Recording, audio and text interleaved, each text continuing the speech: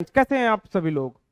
UPSC और UPPCS का prelims जैसा कि आप लोगों को पता है वो कंप्लीट हो चुका है। अब एक बार अपनी जर्नी को फिर से शुरू करने का टाइम है। मैं यहाँ अभी उन लोगों के लिए आया हूं जो अभी यूपीएससी का प्रीलिम्स दे चुके हैं। यूपीएससी का जो प्रीलिम्स था एक बार इस बार बिल्कुल ही अनप्रिडिक्टेबल था। जैसा कि आप में से कई लोग पहले से भी जानते हैं कि जो यूपीएससी का एग्जाम होता है वो अनप्रिडिक्टेबल सिविल सर्विस भी उसे कहा जाता है कि वो आप जैसा कि तू दाल दाल मैं पात पात, कि आप जो सोचते हैं वो आपके सोच से कहीं आगे चलता है। ठीक है, तो इस बार का जो यूपीएससी का प्रीलिम्स रहा है, इस बार का जो यूपीएससी का प्रीलिम्स रहा है वो निसंदेह बिल्कुल ही डिफरेंट कैटेगरी का प्रीलिम्स रहा है। वो जैसे एक स्ट्रक्चर चला आ रहा था, एक ताना बाना चला आ रहा था। हालांकि मैं ये नहीं कह रहा हूं कि बिल्कुल उसकी पुनरावृत्ति होती आई है जो प्रीवियस ईयर क्वेश्चन पेपर या उसके पैटर्न में एक बदलाव, लेकिन हाँ निसंदेह जो इस बार का पेपर रहा है वो बिल्कुल ही डिफरेंट रहा है। तो आइए इसका एक हम डिटेल एनालिसिस करते हैं और ये जानने की कोशिश करते हैं कि क्या यह पेपर इतना कठिन था कि आपसे हो ही नहीं पाता। बिल्कुल ऐसा नहीं था। निसंदेह यह पेपर पिछले वर्षों के जो प्रश्न पत्र आए हैं या जो पिछले वर्ष के टाइम पे जो यह पेपर हुआ है उससे बिल्कुल ही डिफरेंट नहीं कह सकते, लेकिन हाँ अलग थोड़ा जरूर था। तो अब हम ये जानने की कोशिश करते हैं। पहले हम यहाँ पे इसको सेग्रीगेट कर लेंगे, हम इसको पहले अलग कर लेंगे टॉपिक वाइज। तो जैसा कि आपको पता है कि जो प्रीलिम्स के सेगमेंट होते हैं, जो यूपीएससी में जो प्रीलिम्स के सेगमेंट होते हैं, प्रीलिम्स के सेगमेंट में अगर हम जीएस पेपर 1 की बात करें, अगर हम किसकी बात करें, जीएस पेपर 1 की बात करें, तो इसमें अगर हम सबसे पहले geography, history, economics, science and technology, polity, environment, current affair का जो है कि मेजर रोल या ये इसके एक सिलेबस का प्रमुख हिस्सा है। ठीक है, अब अगर हम यहां अगर हम क्वेश्चन नंबर ऑफ क्वेश्चंस की बात करें तो एक इस बार जो ज्योग्राफी का सेक्शन रहा है, इस बार जो ज्योग्राफी का क्वेश्चन रहा है लगभग 20 से 25 क्वेश्चंस के आसपास, 20 से 25 क्वेश्चंस के ही आसपास क्या है ज्योग्राफी से क्वेश्चन क्या किया गया है, लिया गया है। वहीं अगर हम हिस्ट्री के क्वेश्चंस की बात करें तो 13 से 15 क्वेश्चंस के आसपास आए हैं। लेकिन इनमें जो क्वेश्चंस आए हैं आप देखेंगे कि हिस्ट्री के क्वेश्चंस में इस बार एंसेंट हिस्ट्री बहुत अच्छा खासा पूछा गया। क्या पूछा गया? एंसेंट हिस्ट्री की जो संख्या थी वो बहुत ही अच्छी खासी इसकी संख्या थी। इकोनॉमी की अगर बात की जाए तो इकोनॉमी 14 से 16 क्वेश्चंस के आसपास आए।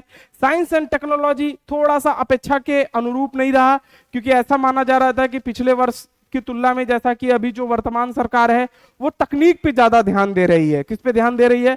तकनीक पे, क्योंकि स्किल इंडिया प्रोग्राम चलाया जा रहा है, मेक इन इंडिया प्रोग्राम चलाया जा रहा है, आत्मनिर्भर भारत प्रोग्राम चलाया जा रहा है। तो ये जितने भी प्रोग्राम हैं ये कहीं ना कहीं किस चीज से संबंधित हैं? ये संबंधित हैं आत्मनिर्भर, यानी कि जब तक स्किल डेवलपमेंट नहीं होगा तब तक आप कभी भी स्टैंड बाई नहीं कर सकते। लेकिन उसके अनुरूप क्वेश्चनों की संख्या जो है थोड़ी सी कम रही है।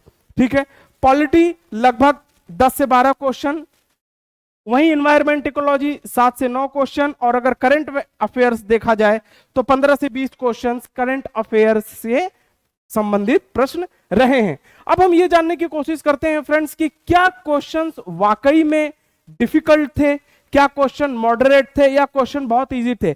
लेकिन ये जो मेरा अपना ओपिनियन है, मुझे लगता है जो ज्योग्राफी के क्वेश्चन थे मॉडरेट थे, क्योंकि एक यूपीएससी का अपना एक स्टैंडर्ड है। अगर उस स्टैंडर्ड को देखा जाए तो डेफिनेटली क्वेश्चन मैं इसको बहुत ज्यादा टफ नहीं कहूंगा। लेकिन हाँ हिस्ट्री के क्वेश्चन में थोड़े से चौंकाने वाले तथ्य रहे कि हिस्ट्री के क्वेश्चन में एंसेंट का पार्ट, जैसा कि आपको पता है कि जब आप मेंस की प्रिपरेशन करते हैं तो मेंस के प्रिपरेशन में आपको मॉडर्न हिस्ट्री यानी कि एंसेंट मेडवल उसमें आपके सिलेबस में नहीं है। लेकिन इसे मैं मॉडरेट टू डिफिकल्ट रखूंगा क्योंकि इन्होंने पैटर्न को बहुत ज्यादा वेटेज कहीं और दिया। ठीक, अगर आप इकोनॉमी की बात करेंगे तो इकोनॉमी में क्वेश्चन मैं मॉडरेट कैटेगरी में रखना चाहूंगा। वहीं अगर आप साइंस एंड टेक्नोलॉजी की बात करेंगे तो निसंदेह मॉडरेट टू डिफिकल्ट था इसका क्वेश्चन।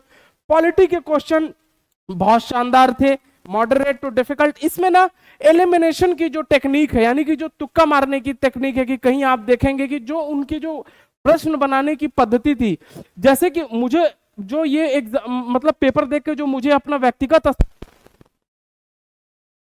एग्जामिनर ने इस बार इस चीज का मतलब दावा किया होगा कि कोई बच्चा इस पे एलिमिनेट करके दिखाया मुझे कि नहीं मुझे दो ऑप्शन काट दूं, एक ऑप्शन काट दूं, बिल्कुल नहीं।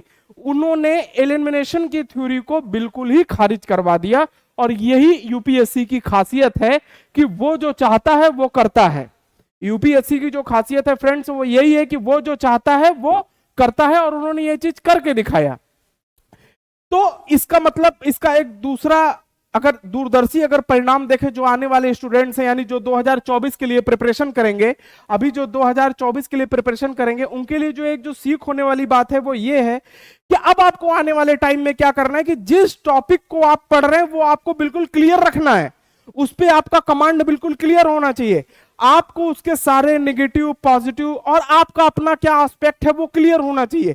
एक तरीके से देखा जाए तो ये आपके तैयारी के लिए भी बहुत ज्यादा आसान है, क्योंकि अगर प्रीलिम्स की चीजों को या ये कह लीजिए कि यूपीएससी के जितने टॉपिक्स हैं, क्योंकि प्रीलिम्स और मेंस इंटीग्रेटेड प्रिपरेशन होती है, वो कोई अलग अलग भाग्य में नहीं बट के प्रिपरेशन होता।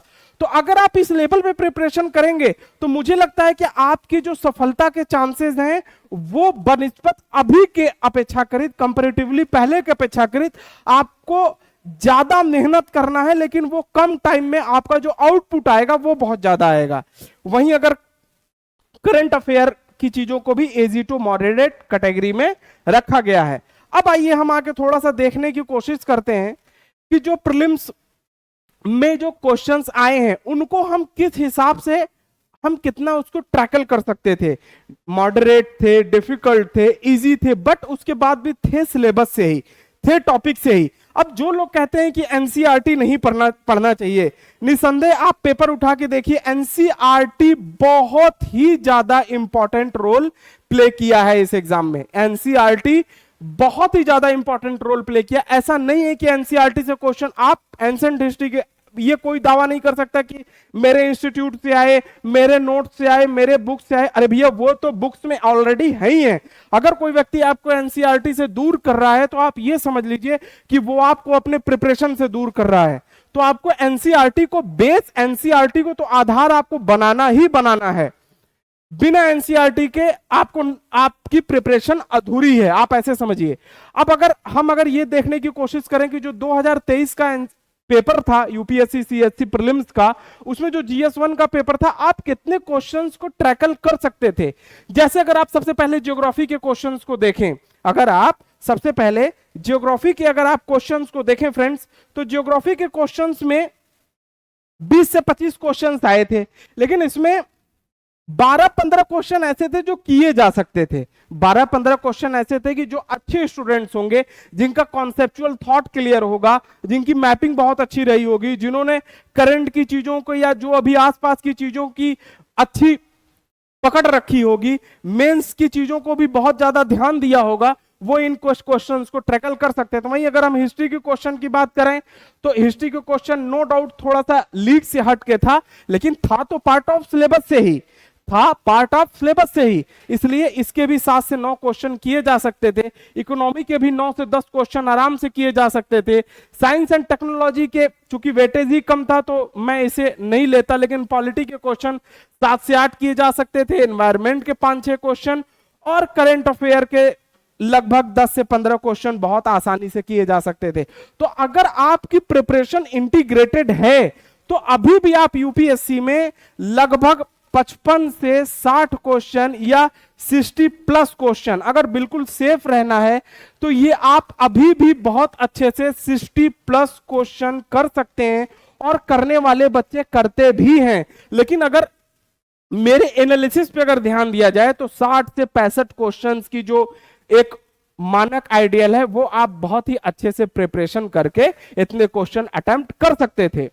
अब बात आती है कि अगर इतने क्वेश्चंस अगर हम अटेम्प्ट कर लें या इतना एनालिसिस अगर हो रहा है तो फिर कट ऑफ की क्या बात हो रही है। क्यों लोग ऐसा मान के चल रहे हैं कि जो इस बार यूपीएससी सीएससी का कट ऑफ जाएगा वो लगभग, अगर जो बच्चे 85 के आसपास कर रहे हैं यानी कि लगभग 88, जैसे कि अभी पिछली बार का आप देखेंगे 88 समथिंग क्वेश्चन, यानी कि लगभग 44-45 question, 44 question, 45 question cut off जा रहा है। तो इसका मतलब ये नहीं होता है कि, इसका मतलब है कि ये भी तो हो सकता है कि जो बच्चों का जो पढ़ाई का स्टैंडर्ड है वो कहीं ना कहीं गिरा जा रहा है, क्योंकि चाहे वो यूट्यूब हो, ऑनलाइन हो, ऑफलाइन हो, कुछ ऐसे शिक्षक आ गए जिनको खुद उस चीज के बारे में जानकारी नहीं है, जिन्होंने खुद कभी एग्जाम नहीं दिया है, या जिनको कुछ उसका प्रैक्टिकल अनुभव नहीं है ग्राउंड, तो वो उन चीज को क्या कर रहे हैं, भटका रहे हैं, बहका रहे हैं, या ये कहिए मिसगाइड कर रहे हैं। तो आपको अभी भी मिसगाइड नहीं होना है, क्योंकि मेरिट क्या बनती है, स्टूडेंटों से तो बनती है। मेरिट बनाने के लिए कोई रॉकेट साइंस नहीं लगाया जाता। तो आपको मेरे समझ से आइडियली जो इसका जो कट ऑफ जाएगा वो पिछली बार के ही आसपास जाएगा, लेकिन फिर भी मेरे समझ से अभी प्रिडिक्ट करना ज्यादा, क्योंकि देखिए ये हमारे हाथ में है नहीं, प्रीलिम्स कंप्लीट हो चला है। तो जो बच्चे अभी, जो भी लोग हैं, अभी आपको मेंस की प्रिपरेशन की तैयारी शुरू कर देनी चाहिए। जो बिल्कुल न्यू कमर है उनको बेस फाउंडेशन अभी लेके चलना चाहिए, एनसीईआरटी लेके चलना चाहिए मेरे समझ से। और जो बच्चे प्रीलिम्स दे दिए हैं वो अगली बार निसंदेह देंगे, अपनी कमियों को दूर करते हुए अभी भी स्ट्रेटजी बनाएं। अगर आप कहेंगे तो प्रीलिम्स 2024 के लिए एक हम विधिवत उस पर एक वीडियो लेके आएंगे कि आप कैसे इंटीग्रेटेड प्रिपरेशन कर सकते हैं और फर्स्ट अटेम्प्ट में उसको क्वालिफाई कर सकते हैं। तो आप 60+ क्वेश्चन बहुत आसानी से कर सकते हैं, ये किया गया है, ठीक है। अब हम बात करते हैं कि एक बहुत बड़ी बात है कि कुछ बच्चों ने 50+ क्वेश्चंस किए हैं लेकिन वो सीसेट में फेल हो गए हैं।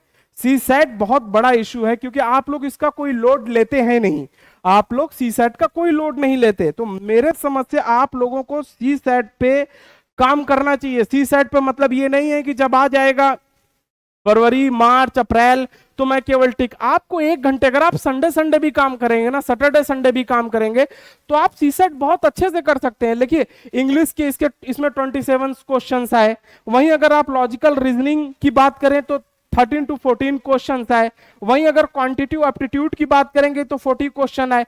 निसंदेह इसमें कोई शक नहीं है कि क्वेश्चन मॉडरेट टू डिफिकल्ट रहे, मॉडरेट रहे और मॉडरेट टू डिफिकल्ट था, लेकिन फिर भी चूंकि यहां पे आपको 100% नंबर मिलता है, यहां पे आपको 100% नंबर मिलता है, तो 100% अगर जहां एक्यूरेसी है, 100% जहां पे एक्यूरेसी है, तो वहां इसको हल किया जा सकता है। इसके लिए आपको कुछ भी नहीं करना है, सिर्फ प्रीवियस ईयर क्वेश्चन पेपर, जो प्रीवियस ईयर, जैसे अगर आप देखेंगे जो प्रीवियस ईयर क्वेश्चन पेपर है, यूपीएससी के ही प्रीवियस ईयर क्वेश्चन पेपर को सॉल्व कर लीजिए। इसका सीधा सा उपाय है कि प्रीवियस ईयर क्वेश्चन पेपर को 50 बार 100 बार जितना कर सकते हैं उतना कर लीजिए। मार्केट में जाइए, जाके जो प्रैक्टिस सेट होते हैं ना, वो सैटरडे संडे सॉल्व करना शुरू कीजिए अभी से। मार्केट में जरूरी नहीं है कि 2023 और 24 के लिए जो आएगा वो कीजिए, आप 2019 का अगर मिल जाए, 20 का मिल जाए, 21 का मिल जाए, 22 का मिल जाए, 23 का मिल जाए, 24 का मिल जाए, आपको सिर्फ इस पैटर्न पे क्वेश्चन चाहिए प्रैक्टिस करने के लिए। इस पैटर्न पे बने हुए पे जो भी क्वेश्चंस आ रहे हैं, जो भी प्रश्न आ रहे हैं, वो आपको चाहिए, ना कि आपको कोई ये नंबर थोड़ी चाहिए कि 2024 के लिए बनाएगा वहीं से क्वेश्चन आएंगे। अरे इंग्लिश होता है, रीजनिंग होता है, एप्टीट्यूड होता है। तो आपको प्रैक्टिस के लिए क्वेश्चन चाहिए, आप सिर्फ क्वेश्चन को लीजिए, प्रैक्टिस कीजिए, और ये बिना प्रैक्टिस के सॉल्व नहीं होगा। यूपीएससी ने ये बात बता दी, इस बार फिर से बता दिया कि आप किसी भी चीज को हल्के में लेके देश की सर्वोच्च सेवा को नहीं प्राप्त कर सकते। क्योंकि अगर आप किसी भी चीज को हल्के में ले रहे हैं, यूपीएससी ने उसको डिजाइन किया है, तो इसका मतलब यह नहीं कि आप 4 दिन पढ़ेंगे और पढ़ के जाके एग्जाम देंगे और एग्जाम को क्वालिफाई कर जाएंगे। मेरे कुछ ऐसे स्टूडेंट्स रहे हैं कि जिन्होंने, कुछ ऐसे साथ के लोग रहे हैं कि जिन्होंने बहुत अच्छा किया हुआ है, 58+ क्वेश्चन उनके लगभग सही हैं, 58, और वो सब सीसेट में फेल हो रहे हैं। सीसेट एक बहुत बड़ा इशू है, इसलिए इसको सीरियसली लीजिए प्लीज, और अपने तैयारी को, सीसेट को भी अपने तैयारी जो आपकी प्रिपरेशन कर रहे हो उस प्रिपरेशन में सीसेट को इंक्लूड कीजिए, और इंक्लूड करके इसकी भी एक इंटीग्रेटेड, इसमें कोई रॉकेट साइंस नहीं लगाना है, इसे सिर्फ आपको सैटरडे संडे प्रैक्टिस कीजिए, प्रीवियस ईयर क्वेश्चन पेपर को बिल्कुल देख डालिए। ऐसा नहीं कि यहां से क्वेश्चन आएंगे, बिल्कुल आते भी है, लेकिन यहां से आपको क्या होगा कि आपको आसान हो जाएगा पैटर्न समझने में, कि मार्केट जाके हमें कौन सी किताब या कौन सी टेस्ट सीरीज पुरानी या कौन से क्वेश्चंस हमें लगाने हैं, ये आपको एक ट्रेंड आपको पता चल जाएगा। तो उससे आपको क्वेश्चन, क्योंकि करने तो 35-40 क्वेश्चन है, ठीक है। तो होपफुली मुझे लगता है कि ये जो ट्रेंड एनालिसिस है आपको समझ में आया होगा, और इस ट्रेंड एनालिसिस के आप अगर फेल कर रहे हो या पास कर रहे हो, मैं फिर कह रहा हूं, आपको आगे की रणनीति में लग जाना चाहिए। युद्ध वीर हमेशा वो होता है जो हमेशा आगे की सोचता है। अभी क्या हो रहा है आपको इस चीज पे बिल्कुल ध्यान नहीं देना है, आपके कितने नंबर आ रहे हैं कितने, क्योंकि ये हो गया, तीर कमान से जब निकल जाती है तो उसके बारे में नहीं सोचा जाता। आप फ्यूचरिस्टिक अप्रोच अपनाइए। जो बच्चे नए प्रिपरेशन करना चाह रहे हैं 2024 के लिए, वो फाउंडेशन अभी से एनसीईआरटी को बेस बनाइए। 6 से 12 तक की एनसीईआरटी को बार बार पढ़िए और एनसीईआरटी को ही पढ़िए। एनसीईआरटी जो गवर्नमेंट की एनसीईआरटी आती है वो पढ़िए, ना कि किसी तथाकथित कोचिंग संस्थान या किसी पब्लिकेशन का कोई मटेरियल पढ़िए। उसके अलावा कुछ मानक पुस्तक है, प्रीवियस ईयर को अपने पास रखिए। आप उसके अलावा जो सिलेबस है, सिलेबस को बिल्कुल रट मारिए, तभी आपका सिलेक्शन होगा, अन्यथा आप सिलेक्शन भूल जाइए। अपने दिमाग में अगर वहम पाल के बैठे हैं तो उसका कोई विकल्प नहीं है। अगर आपको ये वीडियो पसंद आई रही हो तो आप इसे लाइक कीजिएगा, सब्सक्राइब कीजिएगा और अपने दोस्तों के साथ शेयर कीजिएगा। अगर आपके कोई सुझाव हो तो आप कमेंट बॉक्स में कमेंट कर सकते हैं। वीडियो पे टाइम देने के लिए बहुत बहुत धन्यवाद।